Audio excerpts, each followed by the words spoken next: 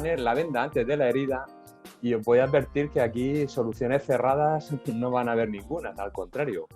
Uno de los objetivos principales de mi intervención va a ser suscitar problemas, debates de cuestiones que sin duda no están cerradas, a pesar de que ya empieza a haber pues, un cierto número de resoluciones administrativas de la Agencia, por supuesto, española de protección de datos, pero también de los tribunales, en relación con esa tensión entre el ejercicio de ciertos derechos y libertades fundamentales vinculados con el artículo 20 de la Constitución y el derecho fundamental a la protección de los datos de carácter personal. Simplemente con el ánimo de no tener que ser exhaustivo en la exposición de la regulación y nada más, voy a compartir una presentación que he preparado, que insisto, no tiene grandes aportaciones más allá de reproducir el texto de algunos de los preceptos normativos. Voy a ver si soy capaz de que funcione. Ahí está. Vale, ya está. Desde hace ya unos años se habla de la nueva Ley Orgánica de Protección de Datos, ¿no? Y ahora podríamos añadir de garantía de derechos digitales. Esta es como sabemos, una ley orgánica estatal aprobada por las Cortes Generales, pero en realidad la nueva LOPD es de origen europeo y es el Reglamento General de Protección de Datos. Esta sería una primera idea. Tenemos que empezar a cambiar el chip. En la mayor parte de las previsiones normativas que resultarían de aplicación en materia de protección de datos de carácter personal no están ya en una ley española, están en un reglamento de la Unión Europea. Y este reglamento, como hay un público dispar, ¿no?, heterogéneo, hay personas del mundo jurídico, pero también me consta que hay personas que vienen de otros ámbitos, voy a intentar también pues, dar unas explicaciones sucintas, muy breves, sobre algunos aspectos conceptuales básicos que imagino que para muchos de los que estáis asistiendo pues suenan a perogrullo, pero yo creo que es importante decir. Un reglamento europeo es una norma de aplicación directa, es decir, no resulta necesaria, a diferencia de la directiva, una ley española de transposición. De manera que la Ley Orgánica 3/2018 no es una ley que transponga el reglamento. El reglamento es de aplicación directa y, en consecuencia, cualquier previsión de la legislación española que resulte contraria, pues hay que entenderla desplazado por el efecto directo y la primacía del derecho de la Unión Europea. Esta sería, por tanto, la primera cuestión. En segundo lugar, el propio reglamento establece la necesidad de conciliar todos estos derechos y libertades a los que nos vamos a referir hoy. Es decir, no se puede plantear una confrontación directa y absoluta entre estos derechos y libertades. Todos los derechos y libertades, como es sabido, no son absolutos, tienen límites, tienen matizaciones y, por supuesto, cuando entran en conflicto o resultan de aplicación a un mismo supuesto dos de estos derechos y libertades, pues habrá que decidir cuál ha de prevalecer. No podemos quedarnos en medias tintas en muchas ocasiones, hay que tomar decisiones. Lo cierto y verdad es que, aunque el propio reglamento en su considerando 253 hace referencia específicamente al ámbito periodístico, en este ámbito se suele plantear con cierta frecuencia, igual que en el resto, sinceramente, esta colisión como una excusa, ¿no? No es que la ley de protección de datos lo impide, no es que la protección de datos está por encima. Y sobre todo también se suele utilizar la amenaza, ¿no?, la amenaza de la potestad sancionadora a la Agencia Española de Protección de Datos, que ciertamente puede imponer sanciones muy, muy intensas. Pero no es menos cierto que la nueva regulación reglamentaria y también la ley española le sitúa a la potestad sancionadora como, podríamos decir, como un último residuo para casos especialmente graves. De hecho, junto con mi compañera Manolia Pardo, que también está aquí en la sesión y a la que agradezco su ayuda para preparar esta intervención, acabamos de terminar un trabajo analizando el alcance de la potestad sancionadora a la agencia a raíz de la entrada en vigor del reglamento. Y una de las principales conclusiones precisamente es esa. La agencia tiene una serie de potestades, una serie de competencias que van más allá del mero ejercicio de la sanción.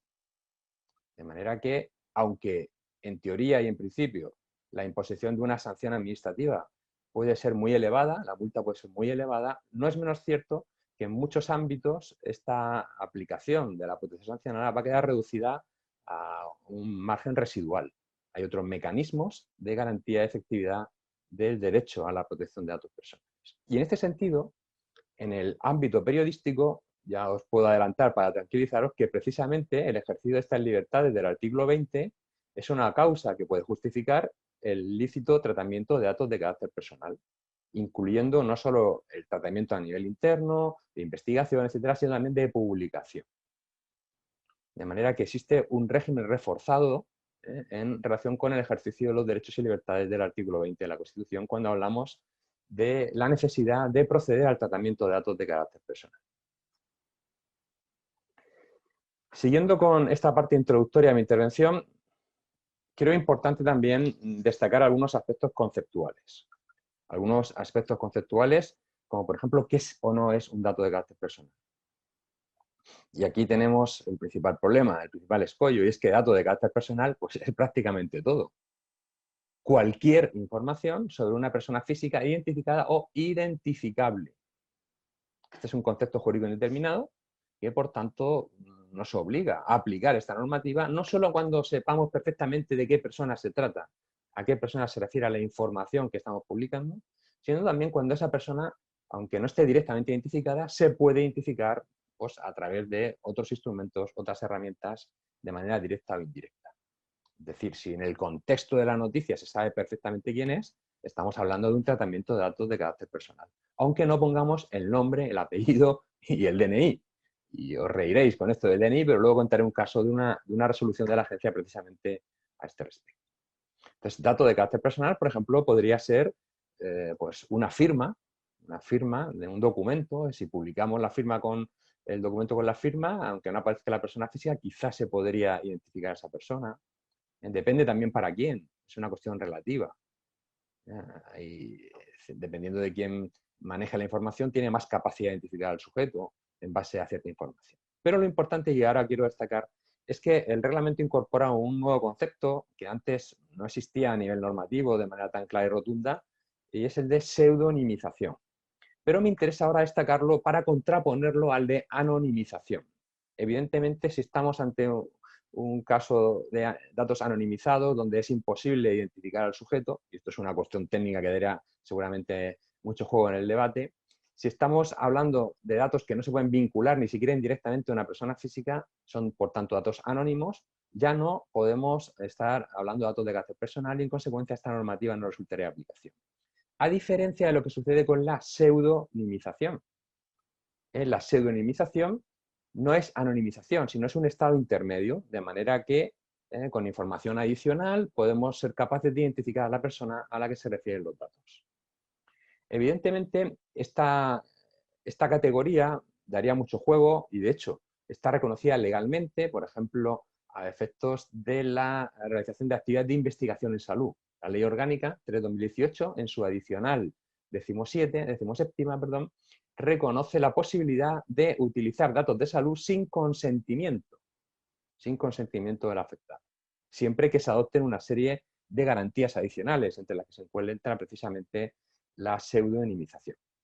Es importante tener clara esta cuestión porque más adelante voy a empezar a aterrizar en relación con un caso concreto, y es el de las vacunaciones. Todos estamos al pie de la calle, ¿no?, de la polémica que se ha montado en España, en concreto en nuestra comunidad autónoma, en Murcia, en relación con los criterios de vacunación y cómo se han aplicado, quién se ha vacunado, etc. Y esto podría servirnos de caso de referencia para intentar explicar el alcance de esta regulación.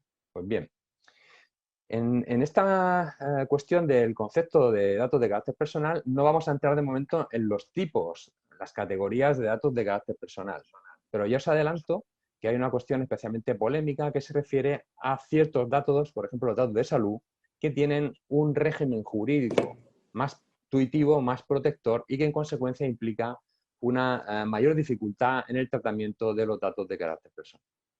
Luego volveremos sobre esta idea. Estamos solamente iniciando los conceptos. Más conceptos. El responsable y el encargado del tratamiento son dos sujetos distintos. El responsable es aquella persona física o jurídica que decide para qué se utiliza la información, cómo se utiliza, mientras que el encargado es un sujeto distinto, el responsable, que actúa por su cuenta, de manera que le presta un servicio. Luego veremos algún ejemplo que le presta un servicio de diseño de una aplicación o le presta un servicio de alojamiento, de manera que este sujeto, el encargado, ya no puede decidir para qué se utiliza la información. Simplemente se ha de someter a los criterios formales establecidos por escrito dice la normativa, a través de un contrato u otro dato jurídico, de manera que es el responsable quien le dice cómo va a utilizar la información, para qué finalidad. Y por otra parte nos encontraríamos con el tercero, que ya no es ni el responsable ni el encargado, es otra persona, otro sujeto, distinto del responsable y del encargado, que puede hacer incluso un tratamiento de esa información con otra finalidad. Y este concepto me sirve especialmente a la hora de hablar de cesiones o comunicaciones de datos. Cuando estamos hablando de la actividad periodística, una actividad de investigación, por ejemplo, a nivel periodístico, evidentemente los datos se obtienen de un responsable del tratamiento.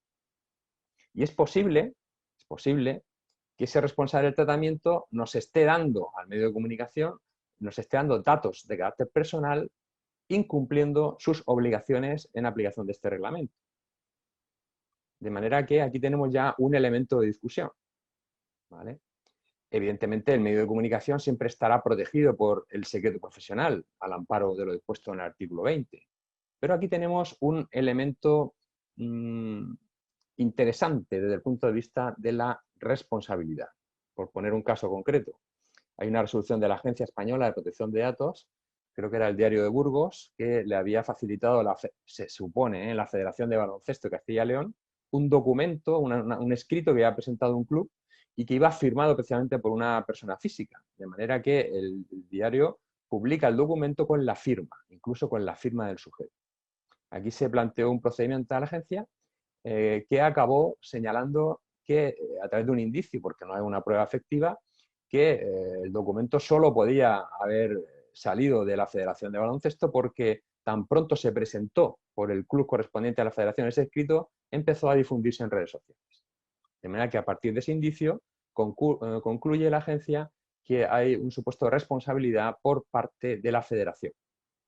De manera que estaríamos aplicando estos conceptos, ¿no? El responsable, el tercero que publica la información en medio de comunicación, que está amparado por el secreto, con lo cual, si no se supiera de dónde vino esa información, ese responsable del tratamiento inicial pues no habría incurrido en responsabilidad. De hecho, hay innumerables supuestos en los que la agencia pues, concluye que no ha quedado probado de dónde vino la filtración de los datos y, en consecuencia, pues finaliza el procedimiento con un archivo de actuaciones.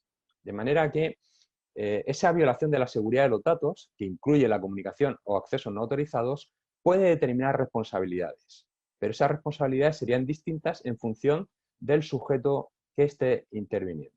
Y, de hecho, por seguir con los conceptos, hay una cuestión esencial en el mundo de los medios de comunicación, y es el papel, por ejemplo, que juega Google. Y la gran pregunta es, bueno, ¿Google sería responsable de algún tratamiento de datos de carácter personal? Bueno, este es un tema que inicialmente se planteó en relación con su naturaleza de prestador de servicios de intermediación, pero que hoy día ya está claro que Google hace un tratamiento propio, con fines propios de esos datos de carácter personal. Y, de hecho, imagino que el tema de Google va a ser un tema que seguro va a aparecer en el debate posterior, en el sentido de que hay ya bastantes resoluciones, incluso a nivel judicial, aclarando cuál es el alcance del derecho al olvido, por ejemplo, en relación con los buscadores. Evidentemente, si la información aparece indexada en un buscador como Google, metiendo simplemente el nombre y apellido de una persona al buscador, podemos obtener un listado de información bastante preciso. Y, en ese sentido, pues, ¿cuál es el papel de Google, ¿no? ¿Qué se puede pedir a Google que desindexe y que no? Esto ya entramos en cuestiones de detalle a las que luego nos referiremos. Simplemente me gustaría dejar puesto encima de la mesa que, dependiendo de quién sea el responsable del tratamiento, el alcance de estos derechos y libertades es distinto. Pues podemos hablar de libertad informativa, ¿no? Pero también de libertad de expresión, con lo cual la exigencia de veracidad que establece la jurisprudencia puede ser distinto en un caso y en otro, mientras que la libertad de expresión caben más apreciaciones subjetivas de valor, pues ese criterio de la veracidad o de apariencia de la veracidad pues se aplica más al medio de comunicación. Es decir, son regímenes distintos donde la confluencia de estos derechos y libertades tiene matizaciones que pueden ser de gran relevancia. Y, en este sentido, podemos intentar ya aterrizar algo más en la noticia que os he comentado, ¿no? ¿Qué pasaría en el caso de los registros de vacunas? Bueno, aquí hay un tema interesante y es que la competencia desde el punto de vista material para administrar las vacunas no corresponde al Estado, corresponde a las comunidades autónomas, que deben reportar al Estado la información sobre los procesos de vacunación. Y este es un modelo que está por construir, se está construyendo ahora mismo. Ahí tenéis reflejado en la presentación un anuncio de formalización de un contrato a nivel estatal del Ministerio de Sanidad precisamente para el desarrollo de una aplicación informática relacionada con los registros de vacunación. Este es un tema, por tanto, que ahora mismo está en manos de las comunidades autónomas. Los registros de vacunas son competencias autonómicas y, de hecho, hay algunas comunidades autónomas, me viene ahora a la mente Cataluña, que a través de un decreto ley de final del año 2020 ha establecido una regulación propia específica en relación con estos registros. Claro, tener en cuenta que en la nueva regulación del reglamento ya esa obligación antigua que existía en la LOPD del 99, incluso anteriormente, de inscribir el fichero ante la Agencia Española de Protección de Datos ha desaparecido. De manera que el concepto clave ya no es el de inscripción del fichero. Estamos hablando de tratamientos. El nuevo eje gira en torno al tratamiento. Cualquier operación o conjunto de operaciones realizadas sobre datos personales, ya sea por procedimientos automatizados o no, y en concreto ahí tenéis la definición del reglamento, recogida, registro, organización, estructuración. Es decir, las comunidades autónomas tienen atribuida la competencia para la vacunación y son ellas las responsables de hacer el tratamiento de información asociado a esta finalidad. De manera que una primera fuente de información podría ser la propia comunidad autónoma, que como entidad pública estaría sometida a la legislación sobre transparencia y acceso a la información. De manera que el medio de comunicación, a la hora de conocer quién se ha vacunado y quién no, podría dirigirse a la fuente principal, que es la administración titular de la información.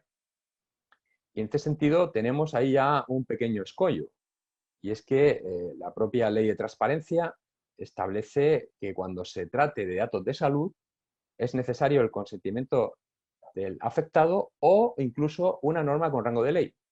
Precisamente esta mañana, preparando la intervención, me he vuelto a leer una parte, no sé si conocéis, el libro que acaba de publicar el profesor Emilio Guichot junto a la profesora Concha Barrero, sobre el derecho de acceso a la información pública en Tirarlo Blanc, perdón por el spoiler, pero Emilio y Concha Barrero lo que vienen a plantear es que hubiese sido deseable dejar un ámbito a la ponderación, incluso los datos de salud, porque de esta manera o tenemos el consentimiento explícito del afectado o hay una norma de ley que prevé el acceso o no vamos a tener acceso a la información. Esto supone un problema relevante si consideramos, ahora después discutiremos sobre este tema, que los datos de vacunación son datos de salud.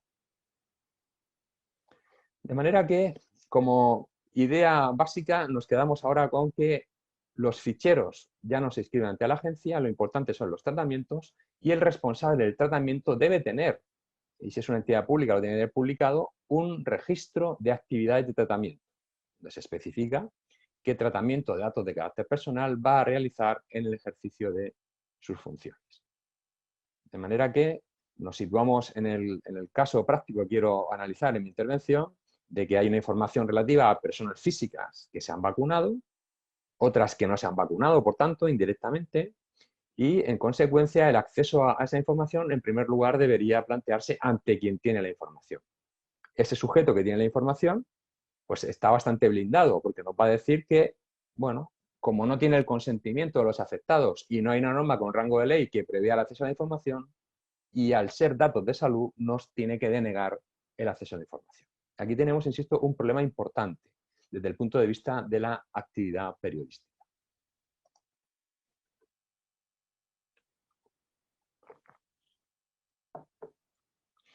Siguiendo con las premisas conceptuales, hay que partir de una evidencia, y es que da la sensación de que le estamos dando un excesivo protagonismo a la protección de datos de carácter personal, como si todo fuera protección de datos.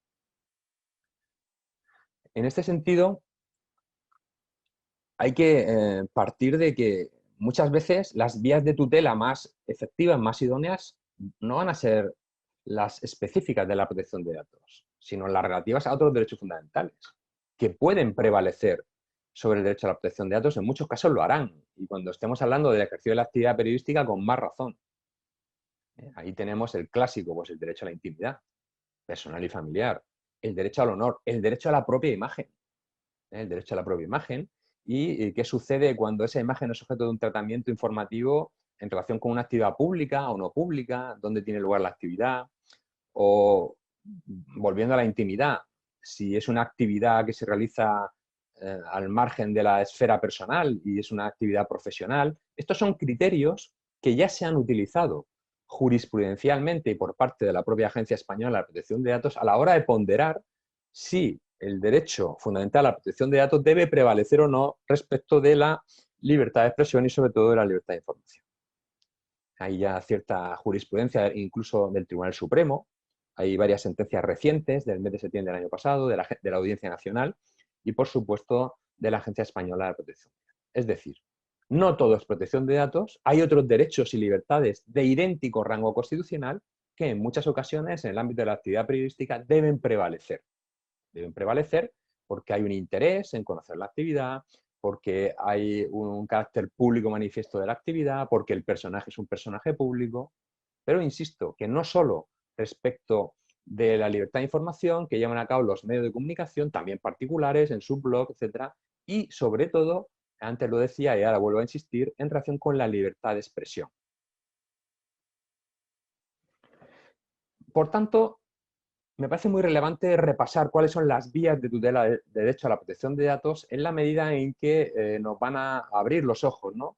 Más allá de lo que es la vía administrativa que lleva a cabo la Agencia Española de Protección de Datos, bien sea a través del ejercicio de la potestad sancionadora, que ya os adelanto que en el caso de los medios de comunicación es bastante raro que la agencia utilice esta potestad, aunque hay algún caso. Y en el caso de las autoridades autonómicas, en principio, a los medios de comunicación, al ser entidades privadas, sujetos privados, pues la competencia va a ser de la agencia estatal. Y si estamos hablando de tratamiento de información en sede judicial, es importante tener en cuenta, luego insistiré en este ámbito, en que la agencia ya no interviene y lo haría el Consejo General del Poder Judicial. Esta sería la autoridad de control porque específicamente se prevé así en la Ley Orgánica del Poder Judicial. De manera que si lo que pretendemos es acceder a información en sede judicial, el régimen va a ser parcialmente distinto. Por tanto, una vía administrativa de tutela y, en segundo lugar, la vía judicial. Puede ser de naturaleza penal, por ejemplo, el artículo 197 del Código Penal, y hay bastantes ejemplos, por ejemplo, en acceso a datos de salud, hay bastantes ya condenas penales en este ámbito porque se ha accedido indebidamente y queda registrado quién ha accedido y por qué finalidad, de manera que ahí podríamos tener una vía de responsabilidad. Pero sin duda, y yo creo que es una gran olvidada, la gran vía por antonomasia judicial debería ser la vía civil, donde se puede plantear una acción de tipo resarcitorio, me indemniza usted por los daños causados como consecuencia de la difusión indebida de datos de carácter personal, o incluso de cesación, ¿no? A la hora, por ejemplo, de eliminar contenidos ilícitos. Y aquí podríamos hablar del ejercicio, por ejemplo, del derecho al olvido. En consecuencia, vía administrativa, vía judicial de tutela, pero en última instancia, al tratarse de un derecho fundamental, también hay una vía del recurso de amparo ante el Tribunal Constitucional. Insisto en que estas vías, sobre todo la judicial civil, está muy explorada en relación con otros derechos y libertades del artículo 20, fundamentalmente con el derecho a la intimidad, el derecho al honor y el derecho a la propia imagen. Hay una jurisprudencia bastante consolidada a este respecto. Bien, pues hechas estas premisas conceptuales vamos a dar un paso más y vamos a ver cómo regula el reglamento el tratamiento de la información. Ya sabemos quiénes son los actores, ahora vamos a ver cuál es el guión. La primera cuestión que hay que plantear es la relativa a las bases que permiten hablar de la licitud del tratamiento. Tradicionalmente se plantea el consentimiento como si fuese la gran vía el bálsamo, ¿no? Que resuelve todos los males, el consentimiento. Si tenemos consentimiento del titular de los datos, problema resuelto. Pero el problema es que normalmente en la actividad periodística no solo no vamos a tener el consentimiento, sino que vamos a tener una oposición del titular de los datos.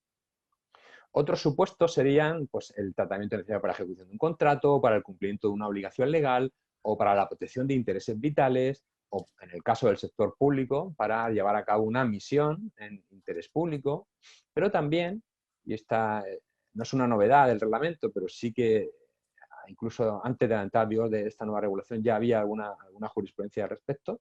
El tratamiento puede estar justificado para la satisfacción de intereses legítimos perseguidos por el responsable del tratamiento, por un tercero, siempre que no deban prevalecer los derechos o intereses del interesado. Por ejemplo, especialmente cuando sea un menor de edad. Y pues aquí tenemos en el artículo 6 un listado de supuestos, e insisto en el concepto del interés legítimo, que pueden servir para justificar un tratamiento de datos de carácter personal sin necesidad de consentimiento. Y evidentemente, al amparo de este artículo 6, debemos ubicar la actividad periodística. En todo caso, hay que tener en cuenta que el artículo 6, en su apartado 2, establece que los Estados miembros pueden precisar el alcance de estas bases legítimas del tratamiento de carácter personal, especialmente cuando se trate de las letras C y E, de interés público o obligación legal. Pero vamos a dar un paso más. Estamos hablando del caso de las vacunaciones. Bien, pues si los datos relativos a una persona física identificada o identificable son datos relativos a la salud, su tratamiento con carácter general queda prohibido. Salvo, y ahí nos vamos al apartado 2, que tengamos su consentimiento explícito o concurran alguna de las limitaciones que aparecen o de las excepciones que aparecen en el apartado del artículo 9. Intereses vitales, se ha hecho manifiestamente público. O apartado 2G, el tratamiento es necesario por razones de un interés público esencial, sobre la base del derecho de la Unión o de los Estados miembros, que debe ser proporcional al objetivo perseguido, respetar en lo esencial el derecho a la protección de datos y establecer medidas adecuadas y específicas. Bueno, aquí tenemos una cuestión de debate bastante interesante. ¿Los datos relativos a la vacunación son datos de salud? ¿Revelan un estado de salud? Yo creo que en el futuro este debate va a volver a plantearse si es que finalmente se hace, pero parece que en algunos estados ya se está hablando claramente de certificado de inmunidad para llevar a cabo ciertas actividades. De manera que tener o no un certificado de esta naturaleza, haber sido no vacunado, pues puede ser muy relevante. Y claro, evidentemente refleja un cierto estado de salud, ¿no? Una cierta capacidad de hacer frente a una enfermedad, no refleja una enfermedad. Y sobre todo, a mí lo que me preocupa es, claro, estamos hablando de las vacunas de bienes escasos, que además hay un monopolio público en su administración. Yo no puedo ir a la farmacia y comprarme la vacuna contra el COVID y ponérmela en mi casa, o ir a un centro privado que me la pongan allí, como puede suceder con otras vacunas. Es un bien escaso, está financiado con fondos públicos. Además hay criterios oficiales de reparto, más allá de si son normas, protocolos, etcétera. Es decir, si no somos capaces de articular el derecho de acceso, antes hablaba de la ley de transparencia, de manera razonable, pues tenemos un problema definitivo en cuanto a la licitud del acceso a estos datos. O mejor dicho, no tanto por lo que se refiere al medio de comunicación, sino más bien a quien nos pueda o no proporcionar esa información. Este es un tema, insisto, complejo y si os parece lo vamos a dejar aquí para continuar luego en el debate.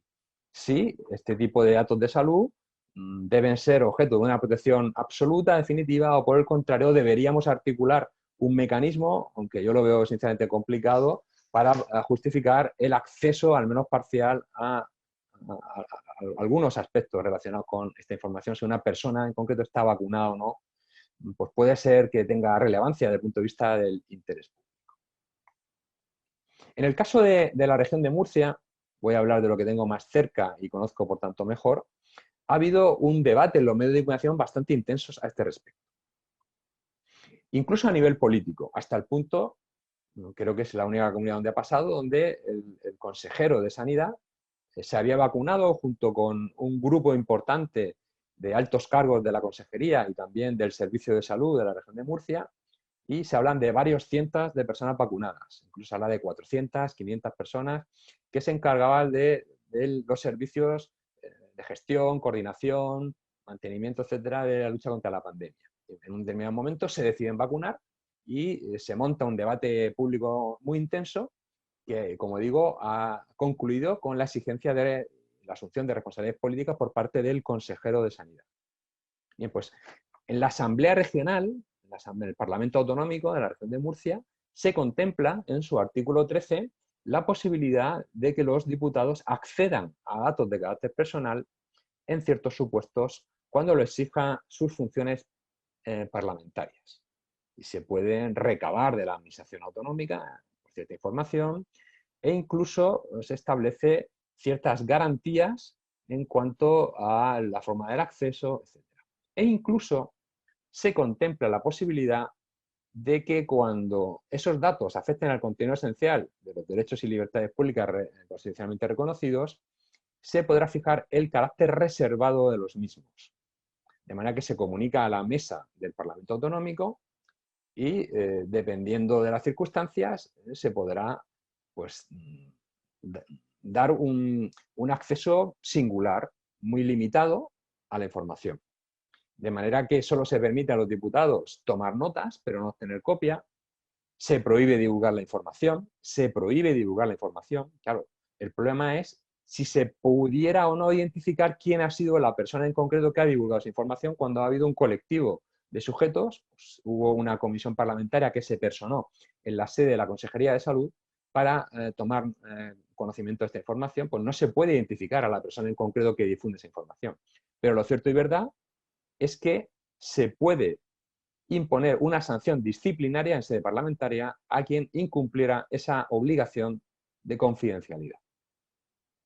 Y, por supuesto, esta normativa reglamentaria pues, tiene una naturaleza muy peculiar, ¿no? No sé si procede a hablar de ello, lo dejamos también para el debate. ¿Hasta qué punto pues, se puede considerar una norma con rango de ley, ¿no? Etcétera. Esto quizás sea una cuestión más bien doctrinal que de otro tipo. En consecuencia, tenemos una comisión parlamentaria que ha cedido información, que no puede enseñar esa información a nadie, no la puede divulgar, no la puede ceder. Además, se les ha dado un tiempo muy limitado para tomar noticia de la información, quizás desnaturalizando la razón de ser del acceso a esa información. Aquí el debate podría ser muy heterogéneo. Podemos plantearnos, bueno, ese derecho de acceso que tienen los parlamentarios debería ser más amplio, debería ser más restringido. ¿Tiene sentido que se le permita conocer la identidad de los 50.000 murcianos y murcianas que han sido vacunados? ¿O solamente respecto de los altos cargos? ¿Hasta dónde llega el juicio político? Pero claro, nos quedamos solo con una parte, con la parte interna del debate. Esa información puede luego aflorar a los medios de comunicación. ¿Qué alcance, insisto, sería una cesión ilícita de datos de carácter personal? Pero quizá podría quedar sin sanción, porque no se identifica a la persona física que ha incumplido la obligación. Pero los medios de comunicación, si les negamos el acceso por la vía del derecho de la ley de transparencia y no tienen acceso a la información por esta vía, ¿cómo va a aflorar ese debate a la opinión pública? Insisto que ahora después hablaremos de los medios. Ahora estamos quedándonos en la parte interna de el origen de la información. También se ha producido una intervención de la Fiscalía. La Fiscalía del Tribunal Superior de Justicia de la región de Murcia. Han habido varias denuncias penales, ha abierto una investigación. Y en el ámbito de esa investigación ha requerido de la Administración Autonómica la información relativa a los criterios de vacunación y las personas que han sido vacunadas. Aquí nos encontramos con otro marco normativo distinto. Ya estamos hablando en sede judicial, donde hay una instrucción, además de la regulación de la ley orgánica general, hay una instrucción de la Fiscalía General del Estado sobre protección de datos, bastante reciente, hace poco más de un año. Ahí hay criterios, estándares de cumplimiento y, sobre todo, me gustaría destacar que hace unos días, el pasado 11 de febrero, se publicó en el Boletín Oficial de las Cortes Generales el proyecto de ley orgánica específico para el ámbito de la investigación penal, que trae causa de una directiva aprobada en el año 2016, junto con el Reglamento General de Protección de Datos, iban en el mismo paquete, y que el Estado español a día de hoy todavía no ha traspuesto. Con lo cual, en la medida de lo que sea posible, esa directiva es de aplicación directa. Pues bien, sé que voy a tocar un tema polémico. ¿Qué pasa con las filtraciones en sede judicial de la información vinculada a datos personales que obran en expedientes de esta naturaleza? Datos personales vinculados a investigaciones judiciales, ya sean en un carácter general judicial o en el ámbito penal. Específicamente es el caso de la noticia. ¿Qué pasa cuando se filtra? Bien, pues evidentemente el poner a disposición de un tercero indebidamente datos de carácter personal es una infracción en sí misma, con independencia de que sea castigada o no por la vía administrativa, por el Consejo General del Poder Judicial, por la agencia o incluso por la vía judicial penal. Hay una infracción. De manera que el origen de los datos puede ser ilícito, pero en la medida que en medio de comunicación está amparado, artículo 20 de la Constitución, por el secreto profesional, puede negarse a revelar esas fuentes del origen de la información. Con lo cual, aquí tenemos un problema de sanción, de castigo de la infracción, y por otra parte tenemos un refuerzo en el ejercicio de su libertad informativa para ciertos sujetos debido a la función constitucional que están llamados a jugar. Bien, damos un paso más y nos situamos ante el responsable del tratamiento, medio de comunicación, que en ejercicio de su actividad periodística pues difunde datos de carácter personal, trata datos de carácter personal, ya sea, insisto, publicando, difundiendo o solamente analizando, etc. Hemos partido de la premisa de que necesitamos una base jurídica legítima y ahí la jurisprudencia es bastante consolidada y la propia Agencia Española de Protección de Datos diciendo que el ejercicio de la función periodística por sí mismo ampara el tratamiento de datos de carácter personal sin necesidad de consentimiento como regla general. Pero claro, el hecho de que no haya consentimiento de la persona titular de los datos no excluye que pueda ejercer sus derechos, los derechos que le reconoce el Reglamento General de Protección de Datos. Derecho de rectificación, derecho de supresión, derecho al olvido. Este es un derecho que está muy de moda, sobre todo en relación con el ámbito digital, con el contexto de Internet y en particular con la función que ejerce Google como prestador de servicios de búsqueda que más allá, como antes he explicado, de un mero intermediario, realmente lleva a cabo un tratamiento propio autónomo. Y en este sentido podemos plantear un doble alcance en la aplicación de este derecho al olvido. Y de hecho hay alguna resolución que va en esa línea. Una cosa es el buscador, donde a lo mejor pues, está justificado el ejercicio de este derecho, y otra cosa es el medio de comunicación. Porque lo que no podemos pretender, y el Tribunal Supremo es muy claro a este respecto, es permitir que cada sujeto se construya un pasado a su medida. ¿Dónde quedaría la memoria, no? Estamos hablando, por tanto, de manipular el pasado o de eliminar rastros del pasado para que no sean visibles. Y claro, el alcance de este derecho al olvido tiene que ser necesariamente distinto en función del supuesto concreto que se trate. Y aquí la jurisprudencia aplica criterios generales como, por ejemplo, el carácter público o no de la persona, aunque sea un sujeto más o menos desconocido, que la información se refiera a datos sobre su actividad profesional, con lo cual ya no es su intimidad personal y familiar. También establece un distinto alcance, antes lo explicaba, si se ejerce la libertad de información o la libertad de expresión, porque la libertad de expresión permite un mayor margen de evaluación subjetiva. El tiempo transcurrido es muy importante. Incluso en ocasiones hay alguna sentencia reciente que establece matizaciones en función del lugar desde donde se accede a la información y obliga, por ejemplo, a Google a establecer restricciones en función del origen geográfico de la persona que accede, aunque esto, algunos ya estáis pensando, bueno, pues se pone una VPN, ¿no? Ya enmascara la IP, con lo cual, bien, pues ciertamente la tecnología a veces está por encima del criterio judicial. Pero bueno, son criterios que se empiezan ya a tener en cuenta a la hora de modular el alcance de este derecho, que sin duda tiene una enorme repercusión. Y sobre todo, si tenemos en cuenta que el propio artículo 17 del reglamento dice que este derecho a la supresión del olvido no se aplicará cuando sea necesaria mantener esa información para ejercer el derecho a la libertad de expresión e información.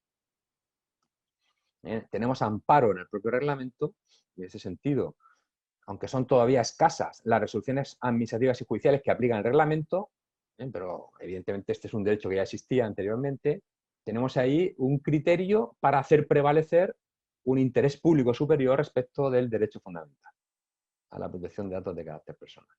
Luego estoy convencido que vamos a discutir mucho sobre esta cuestión.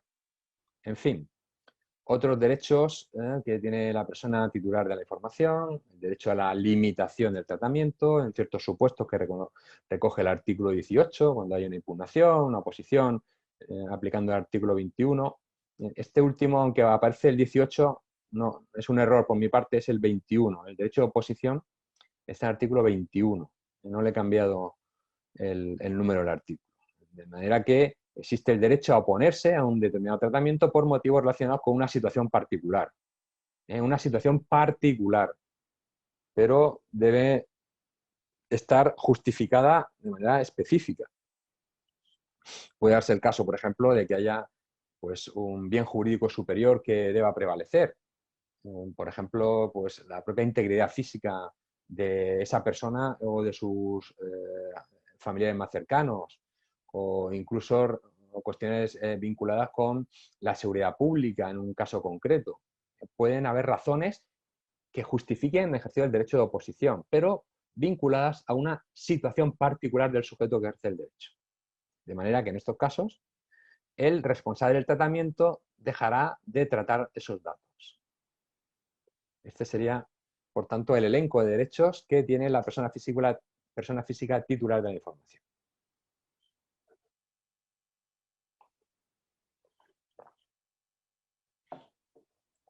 Y ya para ir terminando, nos encontramos con la cuestión relativa a el régimen aplicable al medio de comunicación cuando en ejercicio de su función trata datos de carácter personal. Y ahí la jurisprudencia y la propia agencia es bastante contundente. Es decir, oiga usted, aunque inicialmente el tratamiento de esos datos no requiera de consentimiento y pueda ser lícito para el ejercicio de sus derechos y libertades fundamentales, el artículo 20 de la Constitución, eso no le exime de, en ejercicio de esos derechos y libertades, respetar la normativa de protección de datos. Y aquí entrarán en juego sobre todo los principios generales que establece el reglamento. De manera que, pues, aparte de los requisitos vinculados con la transparencia del tratamiento, la información que se debe proporcionar, incluso cuando la información no se recoge directamente de la persona física, como sería el caso, la prohibición de uso de la información para fines que sean incompatibles con los que justifican la recogida. Es decir, yo no puedo estar generando información, gestionando información relacionada con el ejercicio de la función periodística y luego utilizarla para otra finalidad que sea incompatible. Pues para mandar información publicitaria relacionada con la noticia. En fin, depende ya del caso concreto. Es un concepto jurídico determinado que hay que precisar, insisto, en relación con el supuesto concreto.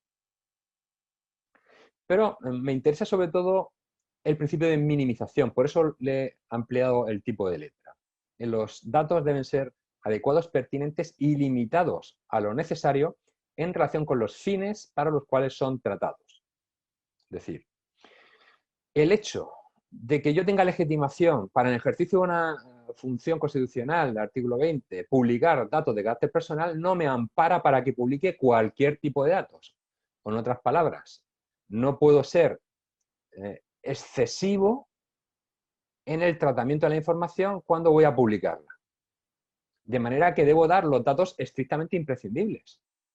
Y aquí la agencia ha impuesto una sanción bastante contundente de varias decenas de miles de euros a un medio de comunicación, al menos actuaba aparentemente bajo ese paraguas, creo que fueron 50.000 euros, en relación con la difusión de información relacionada con la violación esta tan famosa de la manada hace unos años. De manera que se había publicado información en algún medio que era excesiva. Y, por ejemplo, se indicaba no solo el nombre y apellido de la víctima, eso ya sería cuestión de debate por sí mismo, sino además dónde vivía, el lugar donde vivía y la universidad, los estudios universitarios que estaba cursando. E incluso se hacía referencia a una ayuda, una ayuda de reconocimiento cuando esta persona cursaba el bachiller que le había dado la comunidad autónoma, creo que era la Comunidad Autónoma de Madrid.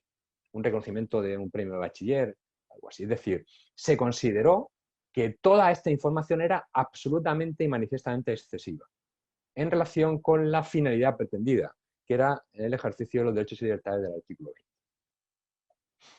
Este es un tema, como digo, que puede dar lugar a mucho debate, ¿no? En relación, por ejemplo, con el caso que estoy analizando de la vacunación. Vale, un medio de comunicación se hace con la lista de vacunados. ¿Lícita o ilícitamente? En ejercicio de sus derechos y libertades del artículo 20 quiere publicar datos. ¿Podría publicar todo tipo de datos? ¿O en función de la minimización, pues habría información que no debería publicarse porque a lo mejor no es relevante? Es decir, el medio de comunicación tiene que hacer los deberes previamente. ¿Es relevante que se sepa que Julián Valero ha sido vacunado? ¿Dónde está el límite? ¿A partir de dónde empieza a ser irrelevante? Pues este análisis de ponderación respecto del alcance de la protección de datos de carácter personal en el ejercicio de la actividad periodística debe realizarlo el medio de comunicación y debe tomar sus propias decisiones. Y si no, podría estar incumpliendo estos principios del artículo 5 del reglamento. De la misma manera, otra cuestión también bastante polémica que se suele plantear, que esa información solo en principio debe estar disponible el tiempo necesario. Claro, en relación con un medio de comunicación, pues nos estaríamos cargando la hemeroteca. Este es un debate que podemos luego tener a continuación. Si se ha publicado una noticia en el medio de comunicación, pues quizá debería mantenerse. Debe haber una hemeroteca histórica. Pero a lo mejor este criterio ya no se aplica a Google. Y de hecho hay alguna resolución ya administrativa y judicial que obliga a Google a desindexar información cuando ha pasado ya demasiado tiempo. No es una obligación respecto de la fuente original, sino respecto del buscador, porque lleva a cabo un propio tratamiento que es distinto de la publicación de la información, que tiene un alcance y una naturaleza jurídica distinta. Y otro principio es el principio de seguridad adecuada, de manera que quien maneja datos de carácter personal pues debe adoptar las medidas de carácter técnico, organizativo, de formación, etcétera, que impida que la información pues, se desvele o sea accesible por personas no autorizadas o para finalidades no autorizadas. Y en este sentido, también los medios de comunicación son responsables de cumplir este principio. Y se puede incurrir en responsabilidad a nivel personal y a nivel también institucional. De hecho, buena parte de las sanciones penales que hay en relación con acceso indebido a datos de salud se deben precisamente a que se ha podido identificar qué persona ha accedido cuando no estaba justificado que por razones asistenciales tuviera acceso a esa información. O al menos no que accediera de forma reiterada. De manera que las medidas de seguridad también sirven para dejar un rastro de quién ha accedido y para qué finalidad. Porque de lo contrario es muy difícil evidenciar quién ha podido difundir datos personales indebidamente y proceder a la sanción de esa infracción. De hecho, hay alguna resolución interesante en relación con el Ministerio de Defensa, creo que era, respecto de quién había filtrado un correo electrónico a los medios de comunicación. En relación con un tema polémico, era con la utilización de símbolos independentistas en un recinto militar donde se está llevando a cabo una actividad, un proyecto de investigación. O, por ejemplo, me estoy acordando, se me ha olvidado, el tema de la minimización. En el caso que os he puesto anteriormente, la difusión de un documento que va firmado. Pues a lo mejor no tiene sentido publicar la firma, el garabato que hace la persona cuando asume la autoría de un documento. Basta con publicar el documento y la persona, pero no la firma. Habría que pixelar. Esto además es algo que es de sobra conocido, ¿no? Por ejemplo, cuando aparecen menores, etc. Es decir, el hecho, insisto, de que haya una justificación, una licitud en origen para el tratamiento de datos de carácter personal, no exime al medio de comunicación, al periodista, etcétera, a cumplir con el resto de la normativa. E incluso, y esta es una novedad importante, hay una obligación legal para el responsable del tratamiento de notificar las brechas de seguridad que hayan podido suceder, incluso a la propia Agencia Española de Protección de Datos sin dilación indebida, y también a los propios afectados. Son obligaciones de carácter general que, por tanto, hay que aplicar. Más allá, insisto, del alcance del deber de confidencialidad, que en principio pues pesa sobre los responsables y encargados del tratamiento. Aquí es donde está el origen de todos los males, ¿no? La filtración puede suponer de información en sede judicial, en sede parlamentaria, en sede administrativa por parte del personal al servicio de la administración, puede suponer un incumplimiento de este deber de confidencialidad que está regulado en el reglamento, pero también en la ley orgánica española. En fin, no voy a insistir en cuestiones que quedan aquí pendientes, manifestaciones de estos principios, la privacidad por el diseño y por defecto, es decir, deberíamos adoptar todas las medidas por defecto que garanticen la tutela del derecho fundamental a la protección de datos de carácter personal. Son cuestiones generales que se aplican a cualquier encargado o responsable del tratamiento. Para terminar, en última instancia, al hablar de derechos y libertades que se encuentran garantizados al máximo rango constitucional, pues nos vamos a ver abocados como medio de comunicación, pero también como operador jurídico y en general la Agencia Española de Protección de Datos y los tribunales a hacer una ponderación. ¿Cuál debe prevalecer y por qué?